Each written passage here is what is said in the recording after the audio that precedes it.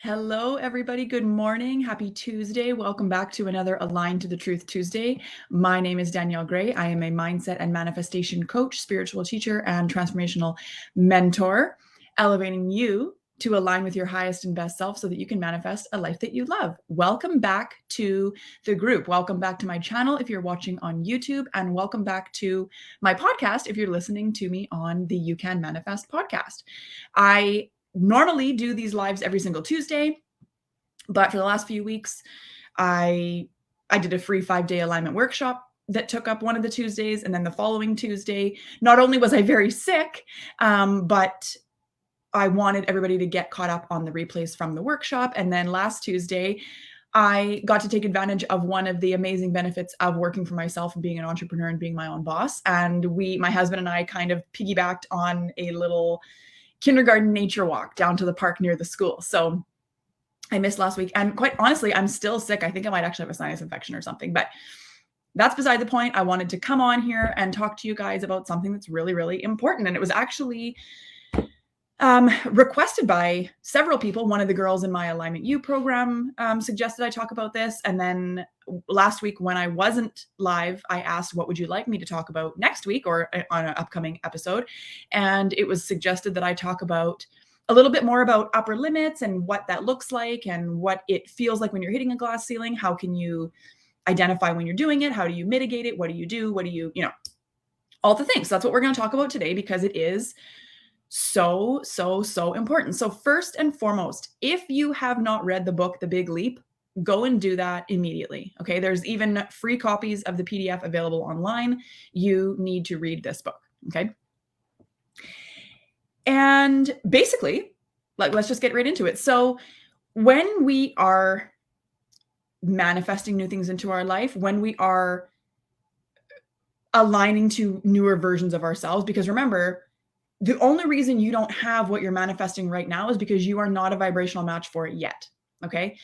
What got you to this point in life is only going to get you to this point in life. What's going to get you to the next piece, whatever that is. I don't care if that is, you're trying to get pregnant. Maybe you're looking for a new job. Maybe you're trying to start your own business. Maybe you're looking for a relationship. Maybe you want to break through some kind of income plateau you're hitting. Whatever it is that your next goal is, the only reason you haven't reached it is because there's some part of you that's not aligned with that yet. Okay. You're not at the same frequency. You've got limiting beliefs in the way. You've got a glass ceiling in the way. You've got upper limiting problems that you're not addressing. And all of these things play into your ability to manifest the next thing. Okay. And I need you to understand something too, that never stops. Okay. This cold, if you saw my live from I guess it was a couple weeks ago now, this cold is an upper limit. This is a physical manifestation of me hitting an upper limit after I had an incredible, honestly, you guys, the launch that we did a couple weeks ago, the workshop, not only was the workshop absolutely incredible. Like, I make a point, I've said this a bunch of times, and I'm very open about the fact that I work with the universe, and I teach you how to do that inside of Alignment U and inside of Consistency Kickstart. But I work with the universe to help me align the message that I'm delivering to the people who need what I have to say, right? And before I go live, every single day of the workshop, actually, most times I go live, period. I didn't do it today because I was already running late, but I light a candle and I ask the universe to use me as a channel and allow me to speak clearly and concisely for those who need to hear whatever it is that I'm talking about now or in the future, right? Because the power of replays is real. I'm going to put this video now on YouTube. Maybe you're watching on YouTube. Hi, YouTube. Maybe you're listening on the podcast. I get to repurpose this and use it a bunch of different ways and a bunch of different times. And I don't know when this is going to be listened, but maybe it could be somebody a year from now listening to this. But I want to make it clear that the hitting the upper limits, the hitting the glass ceilings does not stop. Okay. Every new goal you have, every new manifestation you're calling in, every new thing is going to bring up new, not necessarily new challenges. I mean, it is that in a way, but really it's you peeling away the things that don't serve you and that aren't who you really are so that you can more fully and completely align with who you really are, right? And who you really are is the person who's executing those goals and manifesting the things and doing all the things, right? So like I was saying, I put on this great workshop. I was intentional about calling the right people in. The workshop delivery was amazing. I pretty much, all I do is I decide what I'm going to talk about. And then each of the mornings I did kind of sit down and write just a couple of bullet points that I wanted to make sure I touched on. But other than that, the whole message just flows. It's kind of like one long channeled message, right? So the content of the workshop was amazing. I could not have asked it to go any better. And then not only did I hit a money goal that I've had since literally February and have been working to overcome all the reasons why I haven't been able to hit it between then and now, I almost doubled. I went from not being able to hit this money goal at all to basically doubling it.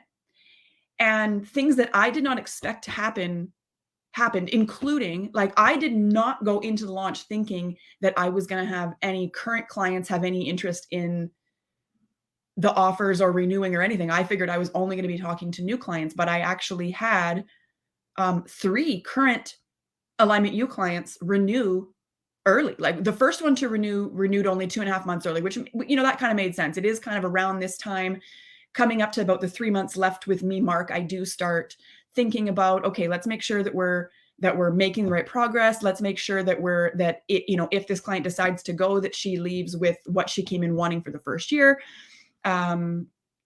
Just we're kind of getting close to wrapping it up now. This is, by 3 months out, we're 3/4 of the way through our contract. We want to just make sure everything's, going the way that we both want it to, right? So that does make sense that she wanted to renew and take advantage of some of the bonuses that I had. But then I had 2 more current clients. One didn't sign on until May of this year and one not until July. And they both renewed for another year, which I did not see coming at all, which is one of the reasons why I'm always saying to you, don't think that you have to lay out all of how you want to hit your goals and how you want to, make your income and how you want to do this and do that and the next thing, because the universe has oftentimes a lot better idea than what we think, because the universe has a bird's eye view of not only what you want, but what everybody else wants too. So it's much easier for the universe to coordinate the highest and best of all involved in each scenario. So which is why it's really, really important to let go of the how. But anyway, this video is not about that. This video is about hitting upper limits. Okay. So I finally hit a money goal I've had since February. Not only did I hit it, but I basically doubled it. And not only did I do it in a month, I did it in a week. Okay. It was not the whole 4 weeks of October. I'm talking, it was 1 week from the time I opened registration on, I don't know, whatever day that was, the 20th, I guess, to the 27th. All of this happened actually happened to the 28th. One client ended up renewing after the cart was technically closed, a current client. So you can see how this could strike upper limits, right? This is kind of my whole point of this discussion is we as humans are programmed to only be able to accept so much good at once. Okay, we call it in the big leap. Gay Hendricks refers to it as our feel-good thermostat. And our feel-good thermostat, especially for those of us who are new to this work, new to overcoming limiting beliefs, new to overcoming, hidden barriers and glass ceilings and all this stuff. Those of us who are new to personal development, self-development, manifesting and all the things. Entrepreneurship is one of the fastest ways to shine light on all the things that you need to work on, right? If anybody watching is an entrepreneur, you know that that's true. And so, basically what happened is normally, let me backtrack a second. Normally, what I've noticed a pattern in myself, which is one of the things I want to talk about today, is recognizing the patterns in yourself. Okay. So one of the patterns that I have that I've looked back over hindsight, right, is when my thermostat gets too high, normally during a launch, during some kind of enrollment period, some kind of, like, I've hit a money goal or something, my go-to upper limit problem, I guess is what I would call it, is I pick a fight with my husband. Because, my subconscious, my ego can't have everything going this good. I can't make, this kind of money and fulfill my life purpose and help my clients achieve amazing results and have a great relationship with my son and have a great relationship with my parents and have a great relationship with my parents-in-law and have a beautiful home and do all these things and get along with my spouse. Like it's too much for my internal thermostat to handle. So normally what happens, the easiest thing to do is to lash out and pick a fight with my husband, right? And I want you guys to understand that when we're hitting our upper limits, it's almost never about the thing that's happening when we're hitting our upper limit. Like for example, when I argue with my husband, pick a fight with my husband, what we are arguing about never like it's never about the thing we're arguing about. It's actually about the fact that I've hit an upper limit of some kind or I'm exhibiting some kind of limiting belief, right? This is something that you come to recognize in yourself as you move forward is the things that you do that create not necessarily chaos, but that bring your thermostat back down to where you're comfortable. Okay, our bodies are we are supposed to feel good all of the time, but because of the way that we're raised and how society feels and the things we see in the media and all this stuff, we lose the ability. We lose our capacity to feel good all the time. So the work really is when you're manifesting, like this is ultimately what it is. It's expanding your capacity to be able to receive the good that you're asking for and that you are worthy of, right? It's not about becoming somebody new. It's about unbecoming this persona that you're putting on. It's about unbecoming the person that you have been told that you are. It's about unbecoming all the things that aren't who you are, right? Like we just had a whole conversation this morning with my son about how I used to, I don't know where this started, but I used to copy my friends. I would buy, the same backpack, the same clothes, the same jackets, the same whatever. I was the only person in my entire class that I can remember that had curly hair. All of my friends had straight hair. So, and they used to make fun of me really bad. Like I was bullied for having curly hair. So I used to straighten it. Because I wanted to fit in. I wanted to be accepted. I wanted to be part of the group. So I was doing things that were not in alignment with who I am because I wanted to fit in. That's what I thought I needed to do to fit in. Right. And it's not until I became an adult that I realized, no, I don't actually want to fit in. I was born to stand out. That's why I look the way that I do and why I have big curly hair. I am supposed to stand out. I am supposed to visually attract people to me so that by the time I draw you in, you're interested in what I have to say. You know what I mean? I realize that's all part of the divine plan now is I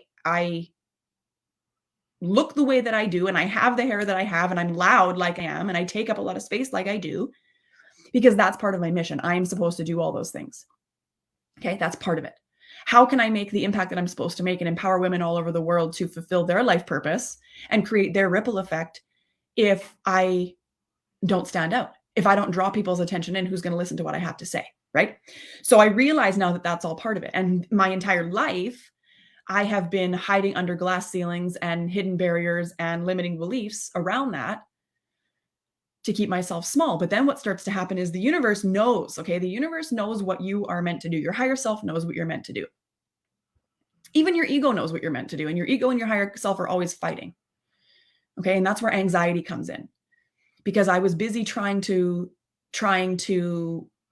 work and be an employee. I thought entrepreneurship is not something I want to do. And actually, I want to talk on a tangent for a second about this. The deeper down the rabbit hole I go, and the more closely aligned I get to my full potential, and the more I fulfill my purpose, the more I realize that a lot of the limiting beliefs that I've had growing up, a lot of the things that I believe to be true about how life works, were all my ego fighting my higher self and implanting, I guess, is really what the word is, limiting beliefs in my head that are going to hinder me from fulfilling my purpose, right? Because we're always light versus dark, right? We're always light workers versus evil and all this stuff. That's, I don't want to get into that. But so to give you an example, a couple of limiting beliefs I had as a kid were, I don't ever want to be famous. I don't ever want to have people invade my privacy like that. I don't ever want to be in the tabloids. I don't ever want this. I don't ever want that. But I realize now as an adult, not only as an adult, but as an adult with a very important mission to fulfill, first of all, I'm going to have to be in the public eye. So I have to be okay with being quote unquote famous. Okay. First of all. Second of all, I also realize that all of the typical things that go along with fame that I don't want, like, it's not about being well known that I don't like. It's the being followed, it's the being in the tabloids, it's the being, talked about behind my back. It's about being on the covers of magazines with, how you see the celebrities, right? So I realized that doesn't have to be how it is. Like, that's just something that my ego has fed to me. And of course, you see it at the grocery store, the checkouts, and you see it all over social media. You see it all over the, TV or whatever, if you choose to watch TV. But that's not how it has to be, right? Like, but that is a limiting belief that was input into my brain and then reinforced. I kept saying it, but it's like, now I think about it, why was I fixated on wanting or not wanting to be famous when I was a kid? I didn't know that this was part of my purpose. I had no foresight to have any reason to believe that that would be anything that I have to worry about, right? When I was a kid, I thought I was going to go and be, I've wanted to be many things: an architect, a teacher, a lawyer, a judge, a masseuse at one point, financial planner, Matt, like, so many things I want, event planning, like, so many things I wanted to do. But my point is, it didn't make sense for me to be worried about those things at that time. And now being where I am and looking back, it's like, okay, I get it, right? This has always been part of the plan. Your higher self knows all things. So it's always been part of the plan. So before I was even consciously aware of it, my ego and my higher self are already fighting. Okay. So that's one example. Another example is, oh shoot, what was the other example I wanted to, I forget, whatever. That's a good example anyway. So as we move forward, right, as you move on through life, things start to unravel and make more sense, and you have more experiences, and you step outside of the comforts of your household, your childhood household, and you realize your parents actually don't know everything. And especially when you become a parent yourself, we're all just kind of like trying to figure it out as we go. There's no manual that says how to do it. There's no life manual. There's no parenting manual. We're all just trying to figure it out, which is why I think it's so important to have a mentor or a coach in your life, because it really does help to have somebody helping you kind of steer the ship in the direction that you want to go and staying on course, right? And that's what we're talking about today. This is one of the things that I want to drive home is, when you are especially when you're pursuing your life purpose. Okay. Especially when you decide that you are, you're meant for more, you're ready to pursue more. And remember, being ready is not a feeling. You will never feel ready. It will literally never happen. You have to just start doing it, start taking action, and let the chips fall where they may. The universe is always conspiring with you to make your dreams come true, but you have to take action. You can't just sit around thinking about it and not doing anything. There's no good is going to come from that. You have to just start and take action and start talking about the things that are on your heart, really, is what it is, right? So anyway, excuse me, like I said, I'm still sick. So as you start to fulfill your purpose, you are going to come up against all kinds of hidden barriers and glass ceilings and plateaus and all these things, right? So for me, like I said, I had this great workshop. I well exceeded a money goal. The entire workshop happened better than I thought it could, all within about 10 days from start to finish of the workshop. Hit my money goal within only 8 days, when I've been manifesting it for months. So you can see, like, it was a lot. It was a lot of good all at once, right? And I'm not saying there's no such thing as too much good. That's what people say, who hit upper ceilings, upper limits, and they don't know how to process it. So they feel like, okay, well, there's always something bad that follows something good. That's a limiting belief. It gets to be good all the time. So I want to talk about what it looks like when you're hitting an upper limit and how to start identifying your own patterns. So the most common that I see among my clients and about people who ask me questions, and just I'm generally observing people, the most common upper limit behavior is self-sabotage. And self-sabotage looks like a lot of different things to different people, right? Self-sabotage can be all of a sudden being disorganized. All of a sudden And maybe not it's all, maybe it might not be all of a sudden. It could just be like disorganization. That's a form of self-sabotage. Um, a really common form of self-sabotage is hitting the snooze button. Hitting the snooze button in the morning when you know you should be getting up, especially if you do like I suggest, which is get up, an hour, hour and a half before the rest of your house and spend time on you before you go into your day. Spend time intentionally mapping out your day. Spend time journaling, spend time in gratitude, spend time meditating, spend time setting yourself up for a beautiful day, calling in the universe, asking the angels and guides to be with you, keeping yourself in alignment, showering yourself with the white light of divine love. You want to, balance out your chakras. You want to everything you can do to focus on you before the rest of the world takes over.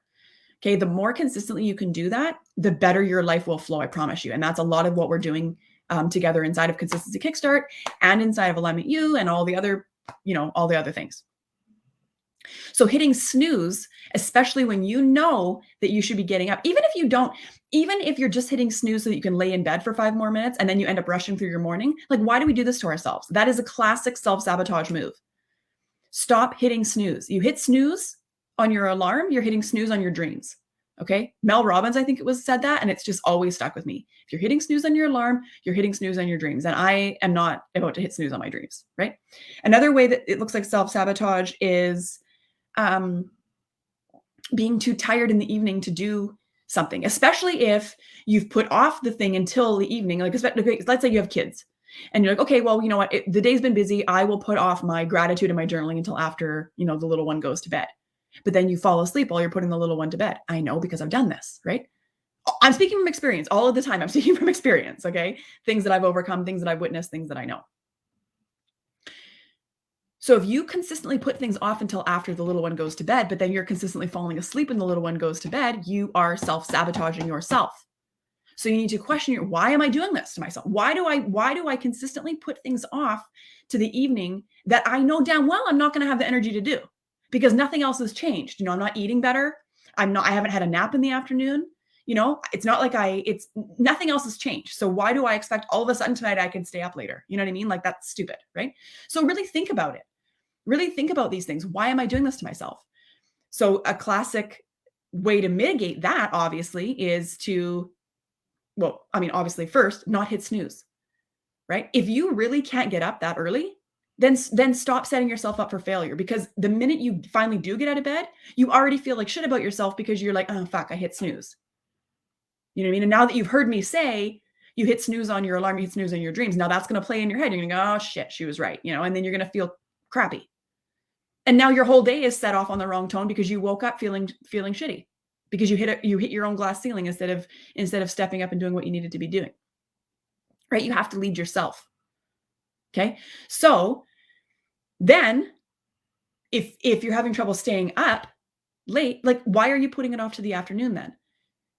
You need to be, or the evening, you need to be doing it, after work, on your lunch break, before the kid goes to bed. Like, set some boundaries and say, okay, you guys watch a movie or you guys go do whatever. I'm going to take an hour and I'm going to go write in my journal or whatever.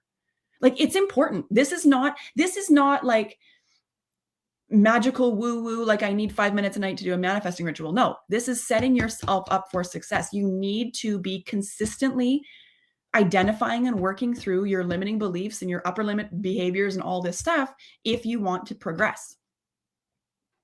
Okay. Yeah. The hours in the day are gone and you never get them back. So it's important to utilize the time you have each day. Exactly.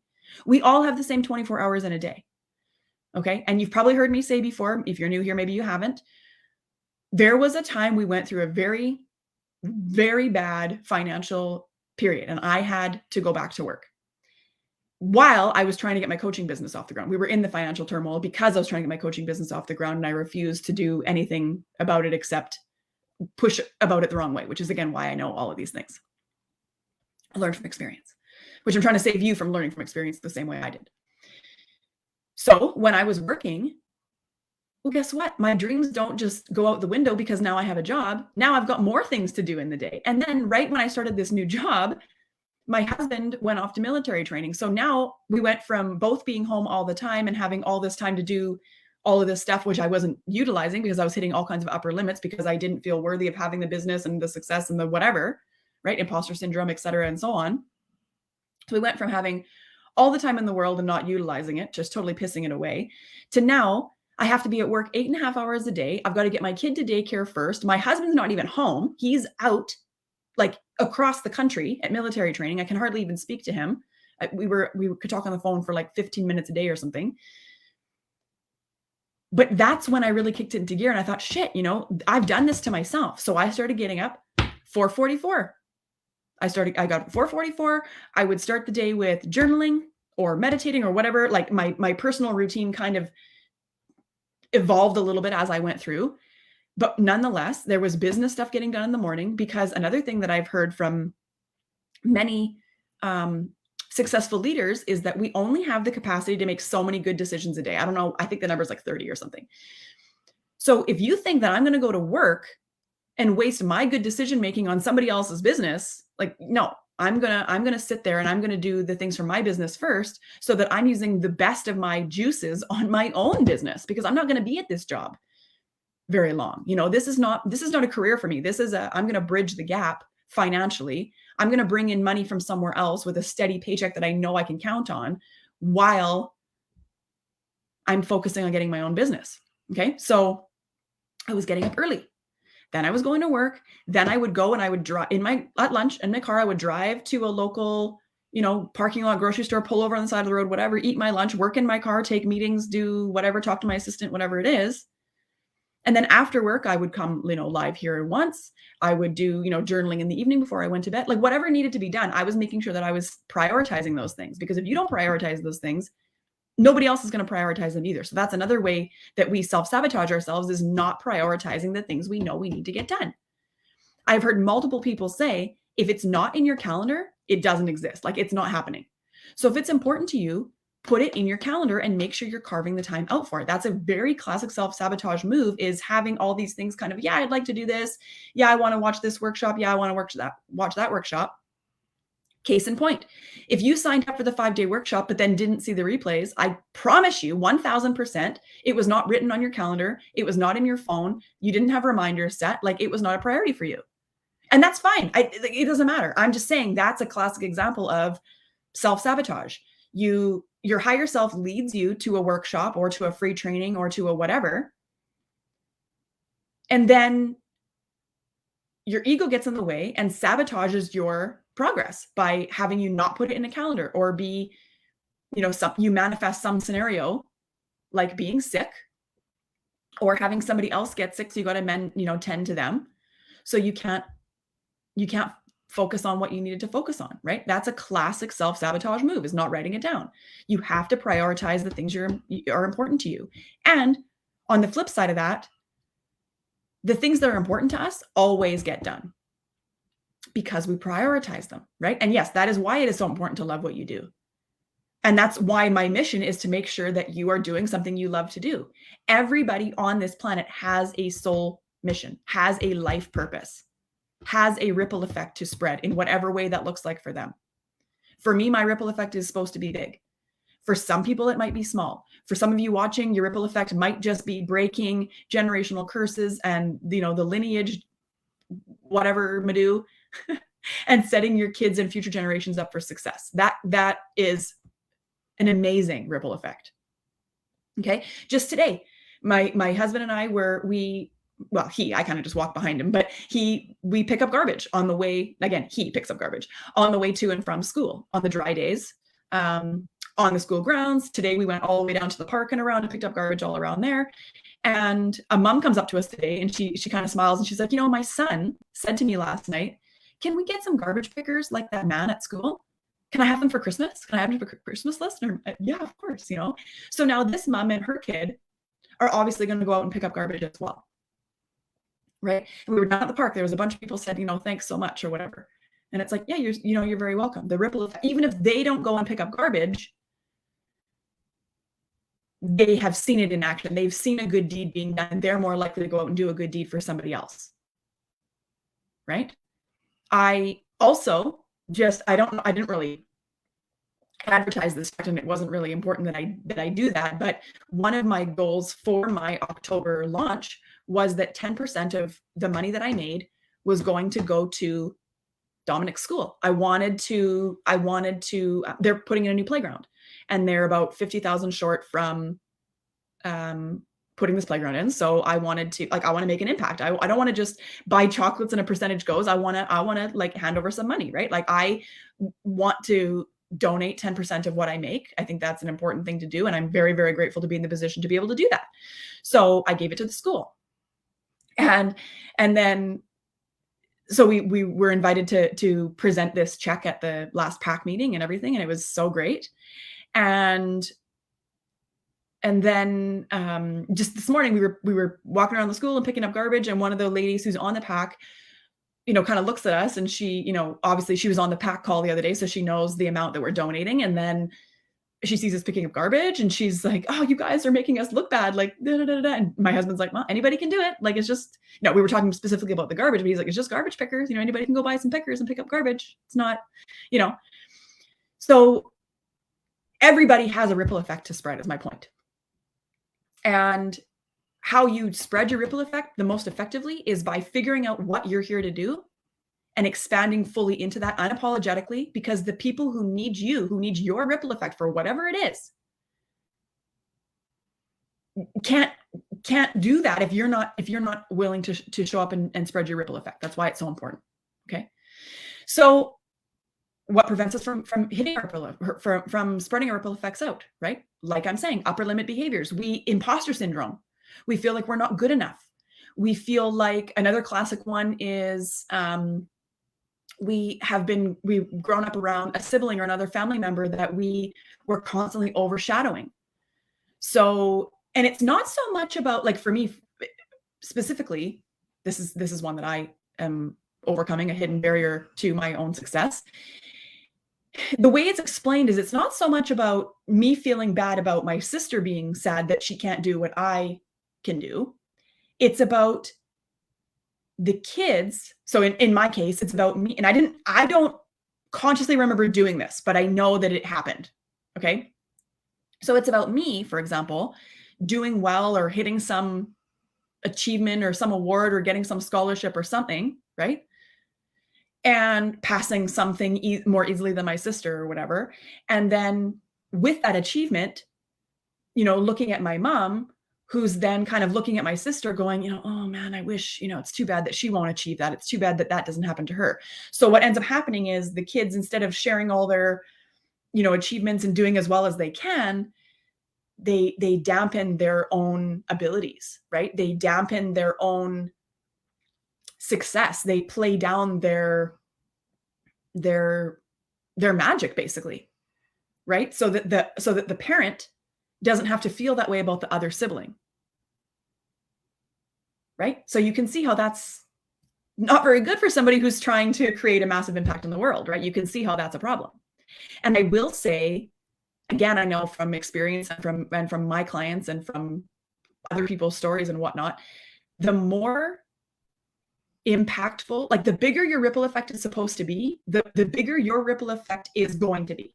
If you're called to make a big ripple effect, the bigger it's supposed to be, the more things you will have to overcome. Not only because that's part of how you're going to, relate to other people by sharing the stories of things that you've overcome, but also because those who are enlightened and awakening to their purpose and really want to fulfill what they're here to do are going to rub up against more upper limits, because you are expanding faster. You are improving yourself bigger and better, right? Like, I think it's also Mel Robbins that says, you will never actually reach your full potential, because as your skills expand, as your awareness expands, as your consciousness expands, as your experiences expand, your potential expands as well, right? So for those of us who are meant to make a big ripple effect, well, for everybody really, actually, you will never reach your full potential. And that's actually so exciting, I think, because the opportunities and the possibilities are absolutely endless. That is true. Okay. So we talked about, hitting the alarm, classic self-sabotage move. We talked about putting things off until the evening when you know damn well you're not going to have time or energy to do it later, right? We're talking about not prioritizing the things that are important to you. If you know that this workshop that you're going to sign up for is going to change your life and you're not prioritizing seeing those replays, that's classic self-sabotage, right? That's classic. Your higher self leads you to the places you need to be. And then your ego chimes in and says, no, this needs to be done instead. No, you don't have time for that. No, this is going to take too long. No, you don't really want to start the video if you have to press pause halfway through. Well, you don't really want to listen to it unless you can take notes. But I can't really take notes because you see what I'm saying? Like the internal dialogue just gets very, very loud, right? And if you're listening to the internal dialogue, you're going to have problems. Okay. Another classic self-sabotage move is not setting those boundaries. I did a whole other video on energetic boundaries, and I'm not going to go into it right now, but I do want to say, most of the time when we feel like we don't have time to do something, it's more likely, especially if you're in a relationship or something, it's more likely that what's actually happening is you don't feel, I don't know if worthy is the word, you don't feel like what you need to do or what you want to do is important enough to say to your partner or to your kid or to your sibling or to your friend or whoever you live with or hang out with or whatever, that you want to take time to do that. But your transformation is worthy of that. And by you, what you don't understand, and the thing that I didn't understand for the longest time is, by you stepping up and saying, this is important to me, I'm going to set a boundary around the fact that I need to spend, 20 minutes journaling or, 10 minutes doing my gratitude every day or 30 minutes meditating or whatever. The sooner you realize that you are worthy of that and that you start setting those boundaries and doing those things, no matter what anybody else says. I'm not saying to be a total fucking cow about it. I'm saying this is important to me. So if I'm important to you, you'll respect the fact that this is important to me and that I need to do this. And then when I'm done, we can go do X, Y, Z, whatever it is, right? The people who are meant to be in your life, who do respect you and do love you and do want you to do better, are going to respect those boundaries. And you will ultimately inspire them in a small ripple effect kind of way to start spending more time on themselves. You will inspire them, whether they realize it or not. Eventually they will come around and you'll find them starting to listen to, Abraham Hicks, or they pick up a self-help book, or they start asking you about what you're doing, or they're just kind of taking more interest in just personal development in general, right? It's all positive. And wouldn't it be such a beautiful world if everybody was working on improving some part of themselves consistently? Like, that's really the problem, is we hit this plateau, we hit these glass ceilings, we figure, oh, there's nothing more for me.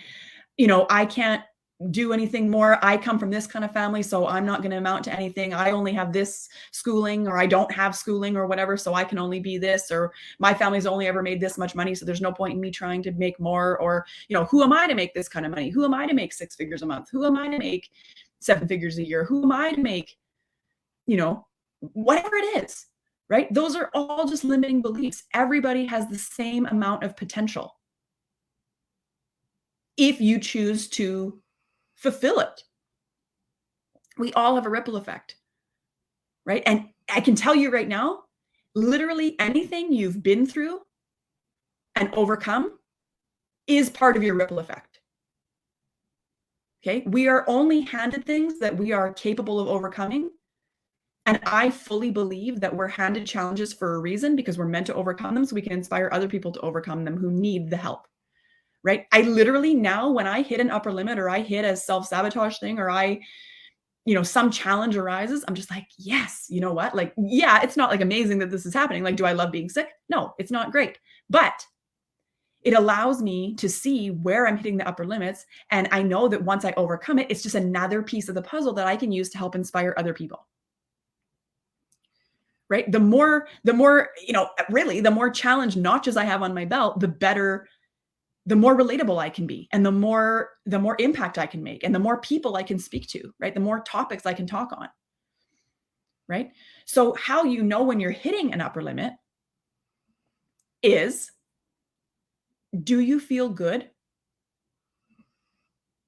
Or are you skipping things you should be doing? Right? Do you feel good or do you feel bad? Chances are, if you do not feel good, you're experiencing a limiting belief, an upper limit problem, or a glass ceiling, right? We're supposed to feel good all the time. And in the book, The Big Leap, which I really would like you guys to read, it's so, so good. He talks about taking full personal responsibility. It's nobody else's responsibility whether you do or don't hit your goals, whether you do or don't execute your to-do list, whether you do or don't journal or gratitude or, develop yourself personally. That's up to you. Okay. So any excuse you make that says that why it wasn't possible is bullshit. Okay. And I know that sounds harsh, but I love the way that he puts it because it's true. If it was a priority for you, if it was important to you, there would be no excuses. Like you would say, no, like I am doing it. And I think the example in the book he says is there's a part where that, he's working on his book or whatever. And this kid comes in and says, "Hey, come play, basketball with me." And the guy goes, "No, I really got to finish this right now. Go ask your mom or whatever," right? And he's typing away. But think about this. You've basically just said to your kid, "No, playing with you is not a priority for me right now." Right? But if your kid comes in bleeding from, he's cut the end of his finger, or he's cut his arm, or he's broken his whatever, like you're going to drop what you're doing and prioritize helping him. Right? And I'm not saying your kids need to be your number one priority all the time, right? Like we have other things going on and we've got businesses and we've got, things that need to get done and to-do lists that need to be tackled and bathrooms that need to be cleaned and whatever. But it's important that when you are making excuses as to why you can't do something, you realize that that excuse is you actually saying, this is not that important to me. I'm not going to prioritize this. Right?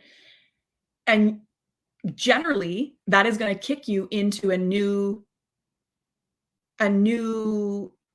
way of looking at things, right? You're going to go, oh, yeah, okay.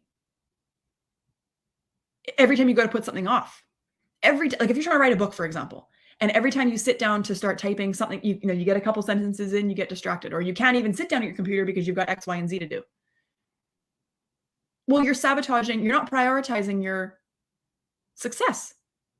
Is it important to you that you write this book or not? Right? And so when you catch yourself doing these things and making these bullshit excuses as to why you can't do something, that you're hitting an upper limit of some kind. You are manifesting into reality a limiting belief that you have. So the number one thing you can do is start being very, very aware of the way you are thinking and acting and feeling about the things that you are doing or not doing.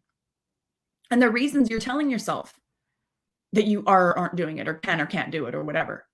And really question it. Really go, is that true? What's really going on? Why am I really not sitting down to write this book? Because generally, like what I've found the majority of the time, I mean, yeah, there are these different barriers. Like, okay, yeah, I don't want to overshadow my sister. I don't want my mom to feel bad about the fact that my sister is not going to lead some kind of female revolution and have everybody spreading the ripple effect, right? Yeah, okay, there is that. Yeah, okay, I do, I was, as a kid, trying really hard to fit in. Like I said earlier in the video, right? I straightened my hair. I copied their clothes. I did the things they were doing. I wanted to fit in. I wanted to be accepted. I didn't want to be bullied. Right? But to be in the position that I'm in, I have to stand out. I have to be different. So that's something that I have to overcome. And that's why I went through that. So that I can talk to you about not being afraid to stray away from the pack. You don't have to be a sheep, right? You can be the shepherd. So questioning what's going on in your mind, always ask yourself, why am I making this excuse? Why am I not prioritizing this? And what am I actually afraid of? Right? Getting to the bottom of what is actually my problem. I can tell you, generally speaking, the majority of the time, it boils down to, in some way, shape, or form, I don't feel worthy of having what it is that I want. Okay. And it happens at all levels. And I'm going to give you an example. I have been following this woman for a while. Her name's Melanie Ann Lair. She is absolutely incredible. Since I started following her a few months ago, she has celebrated her 10K a year. Not 10K, 10 million a year. Then she celebrated 1 million in one day. Then her recent celebration is 20 million this year so far. Okay. And at this point, 2 years ago, she was celebrating her first 2 million in 1 year. And only 2 years later, she's celebrating her first 20 million in 1 year. But recently, she bought a $7 million home in Quebec. She's Canadian. And a second home too. I don't think it's her main home. I think it's her second home, $7 million home. And then she fell somehow and got a concussion. And now in hindsight, I'm looking back and I'm going, oh my God, even Melanie Ann Lair upper limits herself. She hit an upper limit. The good that she was able to allow in tapped out, and she fell and got a concussion. So one thing that I would love for you guys to do is don't worry so much about moving forward right now. See if you can identify some patterns in the past. When have you hit some kind of goal? Some kind of, like, maybe you got a scholarship, maybe you graduated with honors, maybe you finally found like the perfect person for you. Maybe you found your soul tribe of sisters. Maybe you've finally taken the leap and invested in yourself. Maybe, you finally went out of your way to buy yourself something nice that you wanted for a long, long time. Right? And then immediately following that, has anything bad happened? And I'm not trying to, like, a lot of people are going to look at this and they're going to go, oh, well, yeah, you're just looking for proof that bad always follows good. Or the other shoe's going to drop, or, not everything can be good. It's not what I'm doing. I'm trying to get you to identify your patterns so that you can see where in the past you've obviously tapped out your feel-good thermostat. Because when you recognize the patterns, like I said, I admitted that one of my patterns is picking fights with my husband. So during this past launch, I made a very conscious effort to not pick fights with my husband. And even on the Wednesday morning that I opened the cart on the, I think it was the 20th or something, we did have an argument in the morning. And I stepped back and I was like, holy shit, this is not happening. Like, not on my watch, not today. This is not happening. We simmered it back down. I recognized what was happening. And I said, no, this is going to be an amazing launch. This is not going to deter me. I am worthy of having what it is that I want. I'm putting in all of this work. My clients deserve good results. The people I'm calling in deserve the results. I'm moving forward, right? So because I was consciously aware of that, I did not, for the rest of the time, not only did I not sabotage myself in that way, picking fights with my husband, but you guys may know, those of you who have been following me for a while, that there was a point where I initially just wanted my husband to be proud of me. If I can just prove it to him, if I can just make it true so that we can, have the income, and I can show him that I'm, not full of shit and that I can do it, then it'll be good. I want him to say, I'm proud of you. And then I realized one day that that's the wrong reason to be doing it. It's not about him. How do you feel? Right? How do I feel about the progress that I'm making? How do I feel about the business that I'm creating? I'm doing it for me. I want to prove to myself that I can do it. And everything changed. But then in this launch, not only did I mitigate, picking fights with him, I also got praise. He told me he was proud of me. I don't know how many times. We got along famously. We celebrated. We did amazing. Like, it was just so good. But then, because I didn't sabotage it in the way that I normally do, and I was really tapping out my feel-good thermostat, I got sick instead. Right? And I feel now that, like I said, now it's a sinus infection. So it's like, why is this hanging around for so long? Like, let's move on. Because the whole time that I've had this cold or whatever it is, I've just not been feeling 100%, right? Like, I just have it. My head feels kind of cloudy, and I feel like pressure in my ear. Like I said, I think it's a sinus infection. I got like pressure in my ears, and I just don't feel 100%. So I've not been operating at my full capacity, right? So why is this happening? What am I afraid of? And what's the worst thing that can happen? And then on the flip, the reason why I want you to look at what the worst thing that can happen is because I want you to realize that the worst case scenario is not actually that bad. Like, even if the absolute worst case scenario of whatever you're going through is that, the launch isn't successful and you have to go get a job, like I had to go back to work. Okay, that's not the end of the world. It's a temporary solution. It's a bridge the gap. It's doing what's best for you at the time, right? It's not the end of the world. I did it. I survived. Actually, the year that I spent working was actually kind of great. I had a lot of great experiences. I got to show up as the leader that I am. The environment that I was in allowed me to be truly who I am without fear of judgment. Like, this was not somewhere that I needed to feel accepted because I wasn't staying anyway, right? Like, they didn't know that, but I went in knowing I'm only going to be here for a year anyway. I really don't care if you like me or not. I'm going to do my job. I'm going to do it well, and I'm going to leave. And that's going to be that, right? Like, I didn't dick around. Like, I did do the job well. right? Because I still have pride of what I execute and all those things. I want to help this guy. I saw it as an opportunity for me to help bring my last hurrah to the workplace, right? And help these people out. And it was a good experience overall. So that's why I want you to examine the worst case scenario, because you'll see it's not actually that bad. Like, yeah, it's not ideal, but it's not that bad. And then on the flip side, what's the best thing that could happen? Right? What's the best thing that can happen? A lot of us spend so much time worrying about what other people are going to think. How am I going to be accepted? How is this going to be taken? What are people going to say? Blah, blah. Like, who cares? You know what I mean? Like, there's always going to be somebody who has something to say, whether it's your parents or your sister or your brother or your friends or your, neighbor or the parents on the pack thing or the people at pickup or whatever. Like, who cares?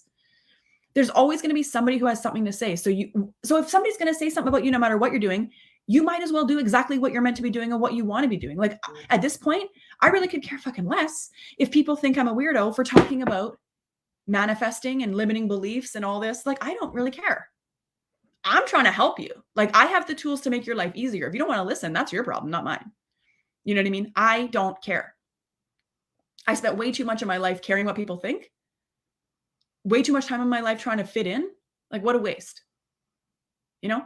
So that's why it's important, though, that we identify the limiting beliefs and the upper limits and the glass ceilings and all this stuff, because those are the things that are keeping you small and from expanding into your full potential and taking up more space and being the person that you're supposed to be.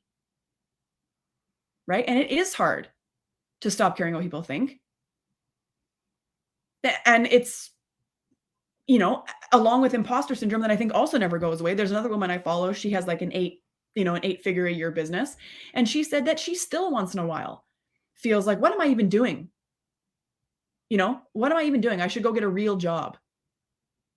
Right? With real security, quote unquote, the biggest crock of shit I've ever heard in my entire life. You know what I mean? Like, job security, So what I'm saying is the limiting beliefs never stop. The imposter syndrome never stops. The upper limits never stop. But what gets easier is your realization that you're hitting them or you're approaching one, realizing that it's happening and correcting, course correcting, mitigating, navigating, whatever it is you need to do. Because now, it's like literally the second my throat started to tickle last Tuesday or whenever it was, I thought, oh my God, I hit an upper limit and now I'm getting a cold. I knew it that second. I thought, oh my God, it got too good, too quick. And so my ego doesn't know what to do. So now I've manifested a cold.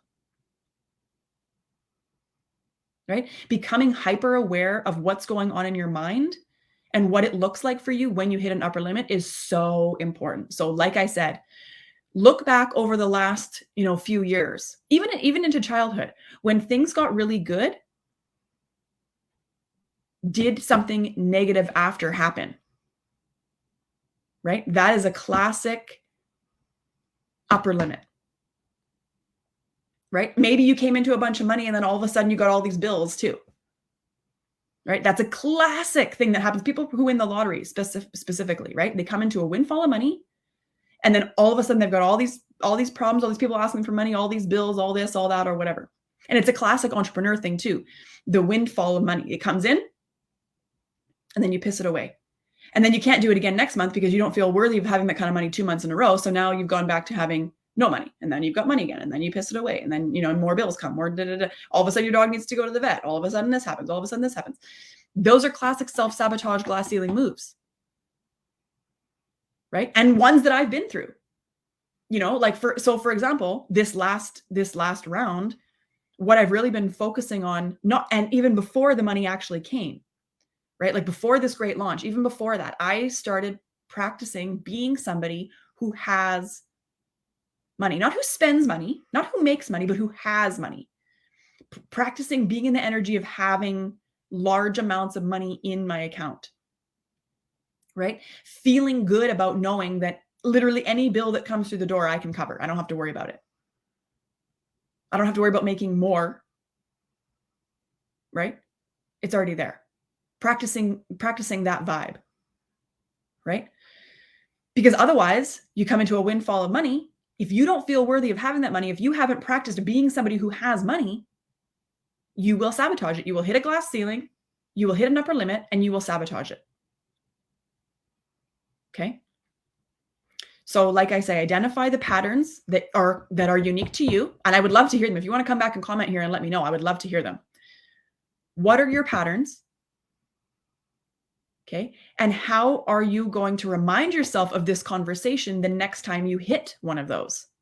Right? Because that's where the real magic is in the moment or as soon after as you can realize it. Oh shit, I hit an upper limit. I glass ceilinged myself. I upper limited myself.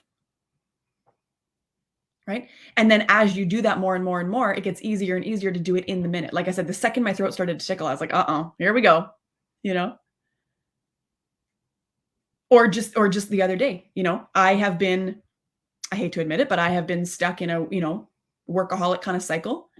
And and my son knows that I quite often will take off again and finish this or, go onto my computer and do that or send this message or whatever. And the other night or the other day we were playing and playing and playing and playing and playing and playing and playing. He and I were reading books and we were spending all this time together. And then all of a sudden he kind of, well, don't you have to get work done now? Don't you have to leave? Don't you have to this? And I was like, man, he's hitting an upper limit, right? He's had too much one-on-one mommy time. Not too much. I don't mean it like that, but like the one-on-one mommy time. Now we've exceeded his feel-good thermostat. So now he's hitting an upper limit. So he's now unconsciously trying to sabotage our time together by reminding me that I have things I need to do. And I said, no, it's just you and me. We're hanging out. What do you want to do? And we started drawing on this whiteboard we got him. Right. So that obviously makes my mommy heart sad too. Right. So there's other things going on there, but I want to be very transparent with you. I want you to see what it actually looks like, what's involved in getting a business up and running, what it looks like to really fulfill your potential and all the shit you're going to come up against on the way there. It's not easy necessarily. Is it worth it? 1000%. Would I choose to do it another way? No. I'm very happy doing what I'm doing. And because I'm so willing to look at my upper limits and examine my limiting beliefs and work through all of this stuff, I've had so many breakthroughs this year. I can't even, like, I'm literally a different person than I was January 1st. I know maybe it doesn't sound like it. Maybe you don't, I don't know if it comes across that way or not, but I am a different person. I know more things. I've had more experiences. I've leveled up in many, many, many, many, many ways, right? Because I'm dedicated to discovering all the things that aren't me, that have been put on me, the persona that I feel like I need to live up to. Like, again, when I was little, I guess I didn't like to be in the spotlight, which now looking at what I meant to do makes sense, right? My ego has been trying to implant in my mind since I was little. You don't like to be in the spotlight. It's not safe to be seen. It's not safe to be in the spotlight. It's not safe. Blend in, blend in, blend in, right? Because ultimately I'm not supposed to blend in at all. And not everybody is meant to get on here and talk to hundreds of people online regularly. But it's also not as scary as you're making it in your head. Fulfilling your life purpose is one of the most amazing, incredible, magical, not even the right words. For me to have found what it is that I'm supposed to do and be doing it is one of the most incredible things I've ever experienced in my entire life. Like, there's nothing better. Nothing better. So anyway, I rambled a little longer than I meant to. I hope that's been helpful. I hope you guys have some tools to start identifying your own upper limit barriers, your own upper limit problems, your own limiting beliefs, your own, your own glass ceilings, to start to identify where they've been present in the past. And I hope that you have some tools now to be able to recognize when it's happening in the future. Like I said, for the first little while, it's more likely that you're going to get all the way through the good and the challenges and everything. And you're going to look back and go, oh shit. Okay. That's what Danielle was talking about. I hit an upper limit and this is what's happened. Okay. And the more you do that, the more you practice being very aware of what's going on, the easier it will get for you to be able to identify it in the moment. Because that's where the real work is. It's when you when you finally are at the point where you can do something about it in the moment. You can pivot right away, right? But being willing and open to doing it at all is you're already way ahead of the whole you're already way ahead of the whole thing. Like, you know how many there's a lot of people in this world and not enough of them are doing the work. So the fact that you're even open to doing the work is huge. You should be very proud of yourself. Okay. So thank you so much for hanging out with me, you guys. I so appreciate it. I think my husband was even chiming in at some points, and I really appreciate that. I love you guys so much. I will see you next Tuesday for another episode of Aligned to the Truth Tuesday. I'll see you back here in the Facebook group, 10 a.m. next Tuesday. Have an awesome rest of your day.